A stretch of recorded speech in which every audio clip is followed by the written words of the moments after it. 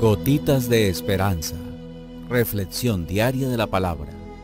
Alimentar el espíritu y animar nuestra confianza en Dios. Por Monseñor Marco Antonio Merchán Ladino, obispo de la diócesis de Neiva. Muy buenos días para todos. El Evangelio de este lunes 5 de febrero presenta como un resumen de las actividades que el Señor realizaba y que ocupaban su atención, como era el cuidado de los enfermos, su amor ilimitado por la humanidad, primordialmente aquellos que estaban mayormente necesitados de su misericordia. Era una constante dedicarse a atender a todos y a no dejar nunca a nadie sin su ayuda, especialmente a quienes padecían alguna enfermedad, como ya lo dije. Jesús curaba y perdonaba los pecados. Así liberaba de todos los males. En definitiva, es el Salvador, el Hijo de Dios, que pasó por el mundo haciendo el bien. Dichas curaciones las hacía con la fuerza de su palabra y con sus gestos de misericordia. Él es el Dios que se ha hecho hombre para volvernos a crear, para restaurar la imagen perdida, para restituirnos la dignidad y la salud quebrantada, aun cuando, a decir verdad, más que restituirnos a lo que éramos anteriormente, lo que hizo fue superarlo, al permitirnos llegar a ser lo que Dios quiere que seamos. Jesús está con sus discípulos en la orilla del lago. La intención era irse a un lugar aparte a descansar, pero al final esto se olvida. La gente corría de todos lados y lo asediaba, llevándole los enfermos. Sucedía siempre y en todo lugar a donde oían decir que se encontraba Jesús. Jesús tenía una actitud especial con quien estaba enfermo, una actitud un poco diversa de la que tuvieron los discípulos, que lo que sugerían era despedir a la gente, quitarse el problema de encima. Claro está que tendríamos que entender y hasta justificarlos porque ellos estaban en fase de aprendizaje. Quiera Dios que con nosotros los discípulos de hoy no pase lo mismo. Ojalá lo aprendamos y lo aprendamos muy bien. La gente sencilla, en medio de su sencillez, se preocupan del enfermo, se comprometen con él, convierten su dolor y su situación en un problema propio, van más allá de las prohibiciones impuestas por la ley de la pureza y se arriesgan a interceder por ellos, así como lo hizo Jairo por su pequeña. Y esto lo hacen impulsados por la confianza que les despierta la presencia del Señor.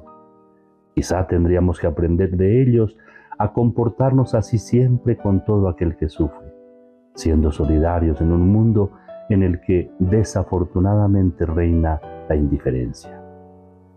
De manera que Jesús ni sus discípulos lograban descansar. En cambio, sí se dedicaban a dar descanso y salvación a la multitud de menesterosos que recurrían a Él. Como dice la canción de Pescador de Hombres, tú necesitas mis manos, mi cansancio, y a otros descanse. Y sí, es cierto, el cansancio del Señor es el descanso de la humanidad. Su esfuerzo es nuestra salvación. No pasa desapercibido que en el texto de hoy Jesús permanezca completamente inactivo. No habla, no hace nada, no tiene ningún gesto. Se diría que cura en medio de su inactividad, como si fuera su descanso el que cura, como si la paz que irradia en él fuera la que curara los tormentos de los seres humanos. Los enfermos le pedían poder tocar siquiera la orla de su manto. Para ellos esto parece suficiente.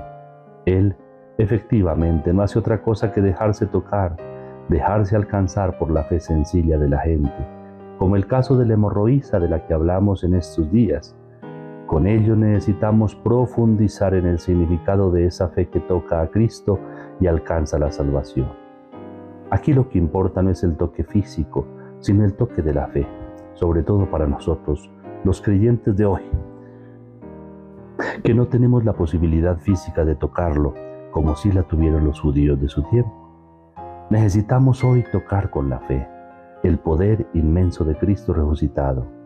Necesitamos no endurecer el corazón para escuchar su voz, abrir nuestra mirada para comprender y reconocer y creer en el amor que Dios nos tiene, porque Dios es amor. Y nosotros que estamos en el amor, vivimos en Dios y Dios vive en nosotros.